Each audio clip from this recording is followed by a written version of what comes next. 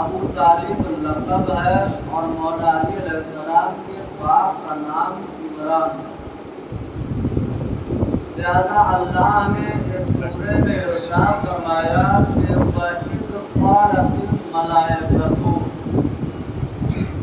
جناب فاطمہ بنت اسد کتنی پاک ہے، کتنی طیب و طاہر ہے، اور ان کا بچہ کتنا پاک و پاکیزہ ہے، کتنا طیب و طاہر ہے، کتنی فضیلت والا ہے، تو اس آیت سے ہی آپ اندازہ لگا لیجیے۔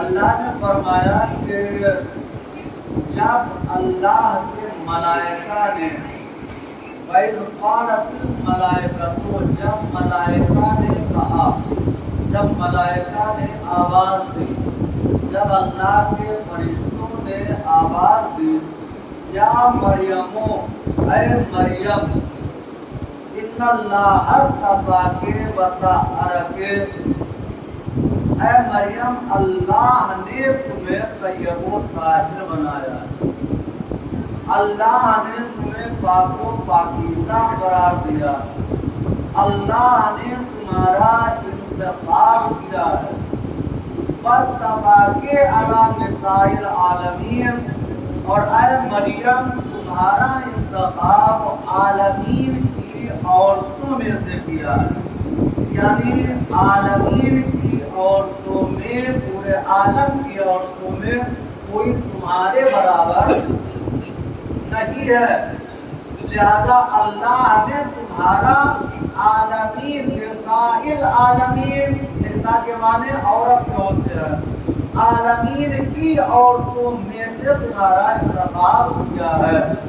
یہ کس نے کہا؟ یہ جناب مریم سے ملائکہ نے کہا، اور ملائکہ اپنی مرضی سے نہیں کہہ رہے ہیں، بلکہ ملائکہ کو اللہ نے بھیجا ہے۔ اور یہ کب کہا جناب بی بی مریم سے؟ یہاں سے آپ شہزادی جناب فاطمہ بنت اسد اور ان کے بچے کی طہارت کا آپ اندازہ لگا لیجیے کہ کتنی طیب و طاہر ماں ہے اور کتنی طیب و طاہر مولا علی علیہ السلام ہے۔ یہ آواز اللہ کے ملائکہ نے جناب مریم کو دی ہے، یعنی ان کی طہارت کا، ان کی پاکیزگی کا اللہ نے اعلان کیا ہے کہ آپ بہت طیب و طاہر ہیں، بہت پاک و پاکیزہ ہیں، اللہ نے اعلان کیا ہے۔ لیکن جب جناب مریم حجرے میں بیت المقدس میں جناب زکریا پیغمبر نے ان کے لیے حجرہ بنوایا تھا بیت المقدس میں، جو پہلے کعبہ تھا، یہ رسول اللہ کے زمانے کے بعد مکے والا کعبہ ہوا ہے۔ رسول اللہ سے پہلے جو فلسطین میں ہے بیت المقدس، وہ کعبہ تھا، لہذا اس بیت المقدس میں جناب مریم ایک حجرے میں رہتی تھی۔ جناب زکریا پیغمبر نے یہ حجرہ بنوایا تھا ان کے رہنے کے لیے، لیکن جب جناب مریم کے پیٹ میں جناب عیسیٰ علیہ السلام آئے ہیں، یعنی حمل کی شروعات ہوئی، تو اللہ کی طرف سے آواز آئی کہ اے مریم، یہ بیت المقدس ہے، یہ عبادت خانہ ہے، یہ نماز پڑھنے کی جگہ ہے، یہ سجدہ کرنے کی جگہ ہے، یہ رکوع بجا لانے کی جگہ ہے، یہاں تشہد سلام پڑھا جاتا ہے، یہاں ارکان نماز ادا کیے جاتے ہیں، یہ بہت پاک و پاکیزہ جگہ ہے، لہذا تم یہاں سے کوچ کر جاؤ، بیت المقدس سے نکل جاؤ۔ جناب مریم کے پیٹ میں کون ہے؟ جناب عیسیٰ علیہ السلام، کیا ہے؟ اللہ کے نبی ہیں، عیسیٰ مسیح اللہ کے بہت ہی پسندیدہ نبی ہیں، اولو العزم پیغمبروں میں سے ہیں، لیکن ماں کو اللہ آواز دے رہا ہے کہ یہ عبادت خانہ ہے، سچا خانہ نہیں ہے، یہ عبادت خانہ ہے، بچے کے پیدائش کی جگہ نہیں ہے، یہ زچہ خانہ نہیں ہے، لہذا آپ یہاں سے نکل جائیے، آپ یہ بیت المقدس چھوڑ دیجئے۔ اب آپ فاطمہ بنت اسد کی عظمت کو پہچانیے اور مولا علی علیہ السلام کی عظمت کو پہچانیے صرف اس ایک آیت کے ذریعے۔ یعنی جناب عیسیٰ علیہ السلام کی ماں کو اللہ یہ حکم دے رہا ہے کہ تم اب یہ بیت المقدس چھوڑ دو، کیونکہ بچے کی پیدائش یہاں نہیں ہو سکتی ہے، یہ عبادت خانہ ہے۔ اور جناب مریم نے بیت المقدس چھوڑ دیا اور جا کے سوکھے درخت کے پاس جو کھجور کا درخت تھا اس کے نیچے بیٹھی۔ البتہ اللہ نے انتظام کیا کہ مریم تمہیں گھبرانے کی ضرورت نہیں ہے، تمہیں ڈرنے کی ضرورت نہیں ہے، تمہارے لیے سب انتظام ہو جائے گا اور بچے کے لیے بھی۔ تمہارے پاس جو سوکھا کھجور کا درخت ہے یہ ہرا بھرا ہو جائے گا، تمہیں کھڑے ہونے کی بھی جگہ ضرورت نہیں ہے، یہ درخت اتنا جھک جائے گا کہ بیٹھے بیٹھے کھجور توڑ دے گا۔ تمہارے نیچے پانی کی لہر جاری ہے، کہیں جانے کی ضرورت نہیں ہے، بس ہاتھ بڑھاؤ پانی بھر کے پی لینا۔ یہ اللہ نے ملائکہ کے ذریعے پیغام دیا جناب مریم کو، سب کچھ انتظام اللہ نے کیا، لیکن بیت المقدس سے نکال دیا۔ اب آپ اندازہ لگائیے کہ فاطمہ بنت اسد کتنے مرتبے والی ہیں۔ فاطمہ بنت اسد اپنی مرضی سے نہیں گئی تھی، جناب فاطمہ بنت اسد اپنے گھر سے اپنی مرضی سے نہیں نکلی تھی۔ اگر علی کو پہچاننا ہے، فاطمہ بنت اسد کو پہچاننا ہے تو پہلے قرآن سمجھنا پڑے گا۔ اگر قرآن سمجھ جائیں گے تو فاطمہ بنت اسد سمجھ میں آ جائے گی۔ ایک صلوات پڑھیے بر محمد۔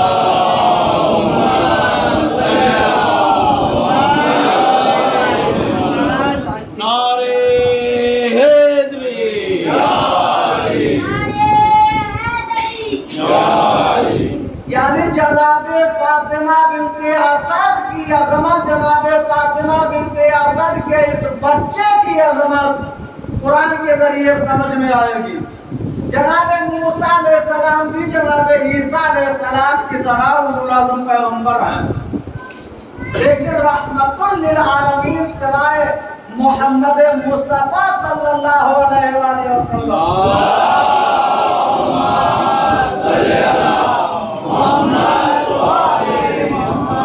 اور کوئی نہیں ہے۔ جناب موسیٰ علیہ السلام کی ماں کے پاس اللہ نے وحی بھیجی۔ وحی کئی طریقے کی ہے، جیسے جناب مریم کے لیے اللہ کہہ رہا ہے وَإِذْ قَالَتِ الْمَلَائِكَةُ، ملائکہ کو دیکھا نہیں۔ جناب مریم نے ملائکہ کو دیکھا نہیں، نہ یہاں دیکھا اور نہ یہ جب وہاں پہ بیٹھی تھی کھجور کے درخت کے نیچے وہاں بھی آواز آئی کہ اے مریم تمہیں ڈرنے کی ضرورت نہیں ہے، تمہیں گھبرانے کی ضرورت نہیں ہے، سب انتظام یہی ہے۔ لیکن تھی یہ وحی، یہ تھی اللہ کی طرف سے ملائکہ کی آواز۔ یعنی وحی کئی طریقے کی ہوتی ہے۔ جو وحی رسول اللہ کے اوپر آتی تھی وہ کسی کے اوپر نہیں آتی تھی، بلکہ یوں کہا جائے کہ جو محمد آل محمد کے دروازے پہ جناب جبرائیل جیسے استاد شاگرد بن کے آتے تھے وہ اور کسی دروازے پہ نہیں جاتے تھے۔ یعنی جناب جبرائیل یہاں کو شاگرد بن کے آتے تھے علی بن ابی طالب کے۔ ایک صلوات پڑھیے بر محمد۔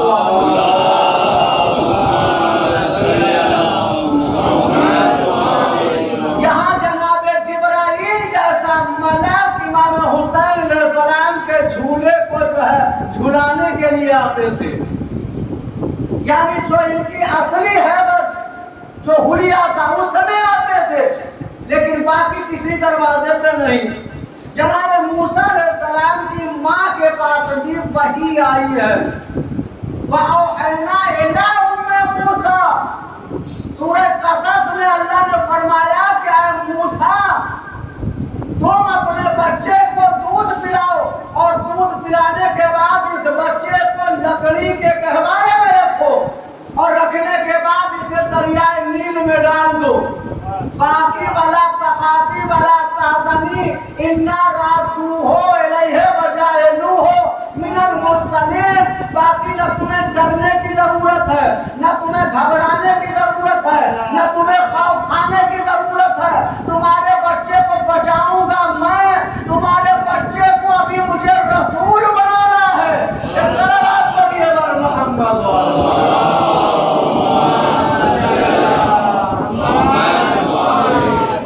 جب تمہارا بیٹا بھی رسول نہیں بنا ہے تو پھر اس کو مار کون سکتا ہے؟ بھائی میں اسے ابھی رسول بناؤں گا. اِنَّا رَادُّوهُ یعنی یہ میرا ارادہ ہے کہ میں اسے رسول بناؤں گا. تو ابھی یہ بچہ کیسے مارا جا سکتا ہے؟ جبکہ فرعون نے کہا تھا جو بیٹا پیدا اسے قتل کر دیا جائے. لہذا جناب موسیٰ علیہ السلام کی ماں کو یہ ڈر تھا کہ میرا بچہ کہیں مار نہ دیا جائے. لہذا اللہ نے تسلی دی کہ تمہیں ڈرنے کی ضرورت نہیں ہے، اس بچے کو دودھ پلا کے ہم جو کہیں بس اتنا کام کروں گا. اب آپ اندازہ لگائیے کہ جب جناب موسیٰ علیہ السلام کی ماں کے پاس اللہ کی وحی آ سکتی ہے تو فخر موسیٰ علی بن ابی طالب کی ماں کے پاس بھی وحی آ سکتی ہے. ایک صلوات پڑھیے بر محمد.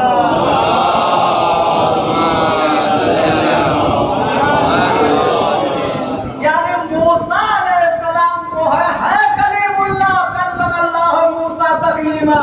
بہت اللہ سے باتیں کرنے والے ہیں، بہت اللہ سے باتیں کی ہیں، لیکن جب دربار فرعون میں پہنچے اور اپنی ہی لاٹھی اپنا ہی عصا زمین پہ ڈالا اور جب وہ سانپ بن گیا تو اپنی ہی لاٹھی کے بنے ہوئے سانپ کو اٹھاتے ہوئے جناب موسیٰ ڈر رہے ہیں. سبحان اللہ سبحان اللہ. یعنی معلوم ہے کہ میری لاٹھی ابھی میں نے ڈالی، میرا عصا بھی میں نے ڈالا، اور جب وہ اژدہا بن گیا تو اب اسے اٹھانے میں ڈر رہے ہیں. اللہ نے کہا ڈرتے کیوں ہو؟ اللہ نے کہا تم ڈرتے کیوں ہو؟ اسے ہاتھ تو لگاؤ یا پھر وہی عصا بن جائے گا. ایک صلوات پڑھیے بر محمد.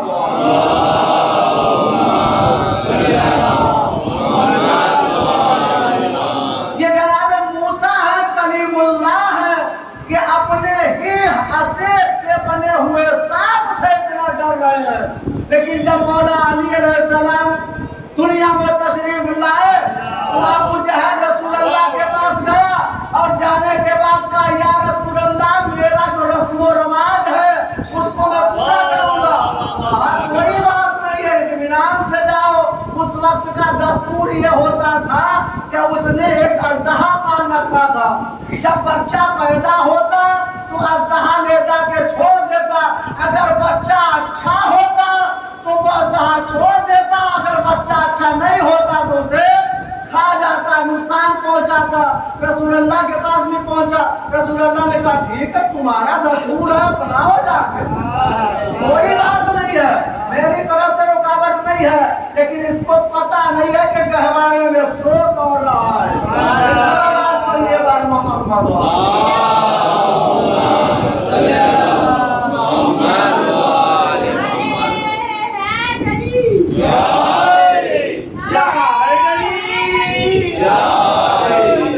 لہذا جب یہ لے کے مولا علی علیہ السلام جس لکڑی کے گہوارے میں آرام فرما رہے تھے وہاں پہنچا، بس رسول اللہ نے بس اشارہ یہ کیا اپنے میں کہ اس سے بہتر موقع ملنے والا نہیں ہے جو تاریخ میں بیان ہے. لہذا جب یہ اژدہا قریب پہنچا مولا علی علیہ السلام کے، ابھی 2-3 دن کے مولا علی علیہ السلام، لیکن دھیرے سے ہاتھ نکالے اور نکالنے کے بعد اس اژدہے کے ٹکڑے ٹکڑے کر کے پھینک دیا. اور جب پھینک دیا تو یہ شیطان رسول اللہ کے پاس پہنچا. کہا یا رسول اللہ تو غضب ہو گیا. کہا کیوں؟ کہا جو پیمائش تھی وہ ختم کر دی. رسول اللہ نے کہا آج سے پیمائش یہی ہے، علی کا ذکر سننے کے بعد چہرہ خوش ہو جائے، نسل کا اچھا ہے، چہرہ اتر جائے، نسل کا خراب ہے. صلوات پڑھیے بھائی.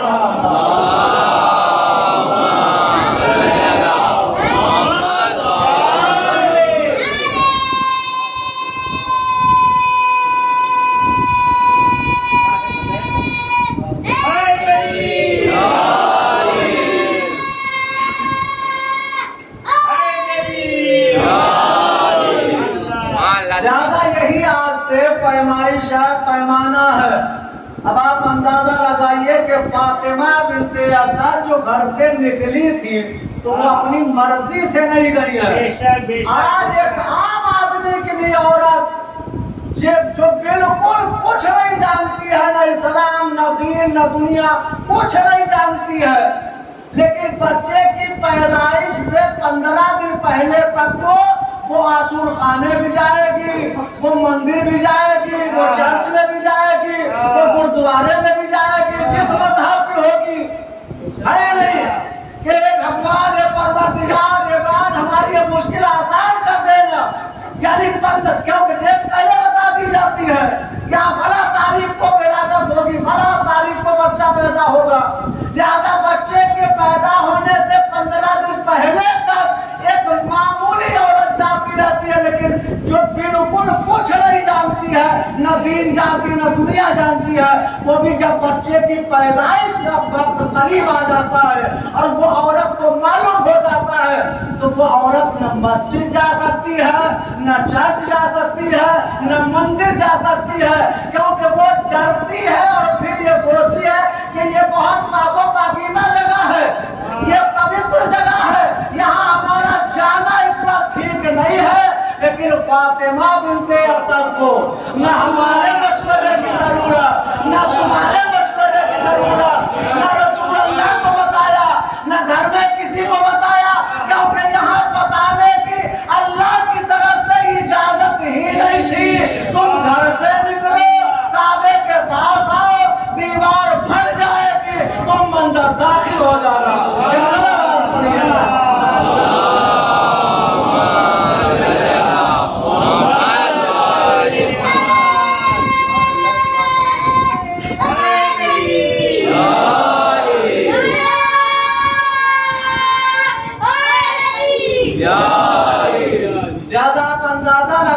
کہ جہاں جناب مریم کو اللہ حکم دے رہا ہے مریم یہ عبادت خانہ ہے، سجا خانہ نہیں، کیونکہ جناب مریم کی بھی کوکھ میں عیسیٰ جیسے نبی پروان چڑھ رہے ہیں. کوئی معمولی آدمی بھی نہیں ہے، کوئی عام انسان بھی نہیں ہے، لیکن جناب عیسیٰ کی ماں کو اللہ نکال رہا ہے عبادت خانے سے اور علی کی ماں کو اپنے گھر میں بلا رہا ہے.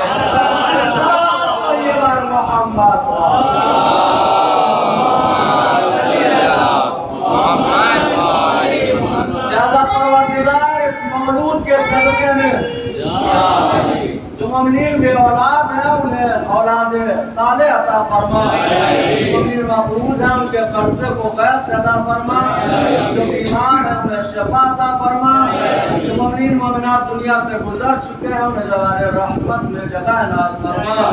امام زمانہ علیہ السلام کے ظہور میں تعجیل فرما، ہم سب کا شمار ان کے آوان و انصار میں فرما. بآواز بلند صلوات پڑھیے.